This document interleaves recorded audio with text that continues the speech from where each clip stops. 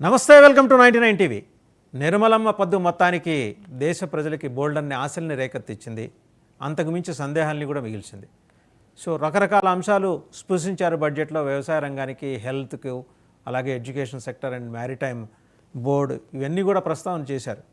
తెలుగు రాష్ట్రాల గురించి ఏం చెప్పారు? సహజంగా తెలుగు రాష్ట్రాల ప్రజలకు ఉండే ఒక సందేహం ఇది. అలాగే మధ్యతరగతికి ఊరట అనే పేరుతోటి 12 లక్షల రూపాయల లోపు ఆదాయం ఉంటే కనుక ఎటువంటి ట్యాక్స్ ఉండదన్నారు. మరోపక్క టేబుల్ ఒకటి చూపించారు. 4 లక్షల లోపలితే ఇంత, 8 అయితే ఇంత, 12 అయితే ఇంత, 15 దాటితే ఎంత అనేది. సో రకరకాల సందేహాలు, అలాగే బడ్జెట్లో గొప్ప మంచి అంశాల గురించి ప్రస్తావన ఉంది. వీటన్నిటి మీద సమగ్రంగా విశ్లేషణ అందించడానికి మనతో లైవ్లో జాయిన్ అయ్యారు జై భారత్ నేషనల్ పార్టీ వ్యవస్థాపకులు జేడి లక్ష్మణ్ గారు. నమస్తే సార్ లక్ష్మణ్ గారు. నమస్తే.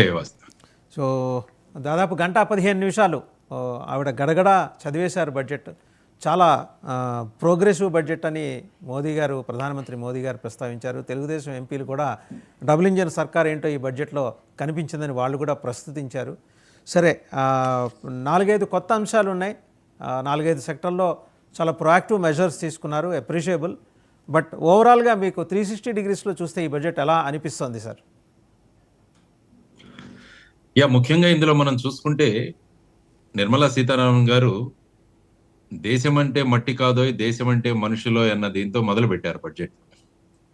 కాబట్టి అక్కడ మన తెలుగు వినిపించింది రోజు లోక్సభలో. సో దాంతో మనం తెలుగు రాష్ట్రాలకు చాలా ఎక్కువ అలొకేషన్స్ ఉంటాయేమో అనుకున్నాం మనం.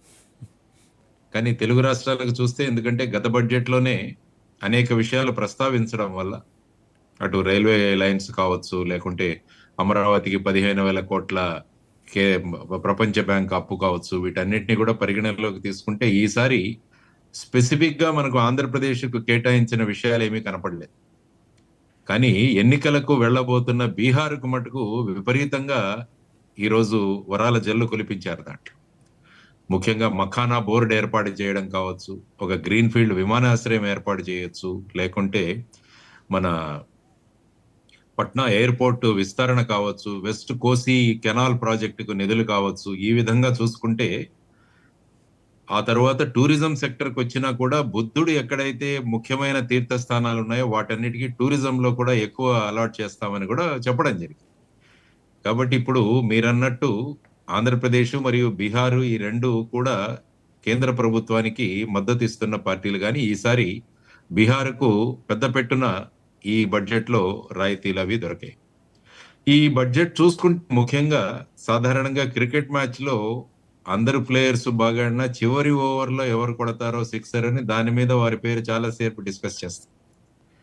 కానీ ఈ బడ్జెట్ లో మీరు చూస్తే చివరిగా డైరెక్ట్ ట్యాక్సెస్, అంటే మన ఇన్కమ్ ట్యాక్స్ గురించి ఏదైతే బెనిఫిట్ ఇచ్చారో, అంటే ఇంతకుముందు 7 లక్షల రూపాయలకు ఇన్కమ్ ట్యాక్స్ మొదలవుతే ఈసారి దాన్ని 12 లక్షలకు పెంచారు. సో దానివల్ల ఏమైందంటే ఇది ఆల్మోస్ట్ 2011లో మహేంద్ర సింగ్ ధోని లాస్ట్ ఓవర్ లో సిక్సర్ కొట్టినట్టు ఉంటుంది గెలవడానికి. సో ఈ విధమైన మార్పులతో, ఎందుకంటే భారతదేశం ఇప్పుడు వికసిత్ భారత్ 2047 అని, తర్వాత ఎస్డిజి గోల్స్ అని, వీటన్నిటినీ సాధించడానికి మన ఆర్థిక వ్యవస్థను సుసూత్రీకరణం చేయడం చాలా ముఖ్యం. ఆర్థిక వ్యవస్థ ఎప్పుడు మెరుగుపడుతుందంటే ఎప్పుడైతే దేశంలోని ప్రజలు వారు ఖర్చు పెడతారో, అంటే దీన్ని కన్జంప్షన్ అంటాం. కన్జంప్షన్ ఎప్పుడైతే మొదలు పెడతారో, అంటే ఏదైనా కొనడానికి ప్రజల దగ్గర డబ్బు ఉండాలి చేతిలో. ఆ డబ్బు ఉండాలంటే చేతిలో వాళ్లకు ఏదైనా ఒక రాయితీలు కనిపించాలి. ముఖ్యంగా ఏమైపోయిందంటే ఈ మధ్య భారతదేశం మీరు చూసుకుంటే ఈ ఉచితాలు అని చెప్పి ఎవరైతే బిలో పావర్టీ లైన్ ఉన్నాయో వారికి చాలా పథకాలు. దీంతో మధ్యతరగతి వర్గం ఏదైతే ఉందో చాలా నిరాశ్రయకు వాళ్ళు గురి అయ్యారు. వాళ్ళందరూ కూడా నిరాశకు గురి అయ్యారు.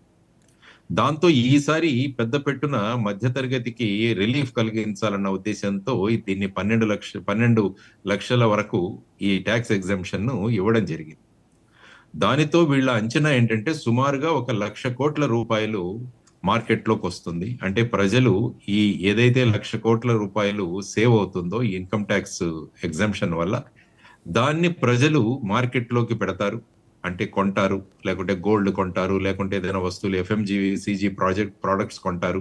వీటి వల్ల ఏంటంటే డిమాండ్ పెరుగుతుంది. డిమాండ్ పెరిగినప్పుడు ఎక్కువ కంపెనీలు వస్తాయి. కంపెనీలు వచ్చినప్పుడు ఉద్యోగాలు పెరుగుతాయి. ఉద్యోగాలు పెరిగితే మళ్ళా ప్రజలకు చేతిలో డబ్బు వస్తుంది. వాళ్ళు మళ్ళా దీన్ని వినియోగిస్తారు. సార్ అంటే ఇక్కడ ఒక దీన్ని చిన్న కాంట్రడిక్షన్ కనిపిస్తుంది సార్. 12 లక్షల రూపు ట్యాక్స్ మినహాయింపు అంటూనే మళ్ళీ ఒక టేబుల్ అవును. ఇచ్చారు. 4 లక్షల అదే. రూపాయలు అయితే 5%, 8 లక్షల రూపాయలు అదే 8 లక్షల రూపాయలు అయితే 5%, తర్వాత అంటే అది తరువాత 10%. అది దాని తరువాత 12 లక్షలు తీసేసి మిగతా ఇన్కమ్ ఏదైతే, ఫర్ ఎగ్జాంపుల్ మీకు 20 లక్షల ఆదాయం అనుకుందాం,